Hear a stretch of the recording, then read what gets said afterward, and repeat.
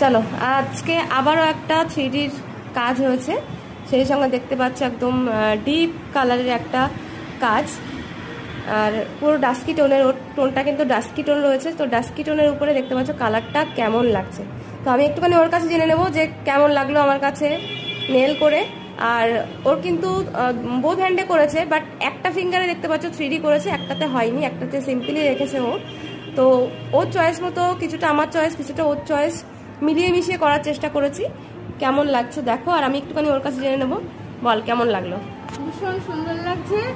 এমনি জানতাম সুন্দর লাগবে, কিন্তু তার থেকেও বেশি সুন্দর লাগছে। যেমনটা ভেবেছিলি? হ্যাঁ, তার থেকেও বেশি সুন্দর হয়েছে। তার থেকে সুন্দর হয়েছে, ভীষণ সুন্দর। হ্যাঁ সত্যি সামনে থেকে দারুণ দারুণ লাগছে, মানে জাস্ট কোনো কথা হবে না, খুবই সুন্দর লাগছে সামনে থেকে। তো তোমরাও জানিও যে কেমন লাগছে। আমি ক্লোজলি দেখাচ্ছি।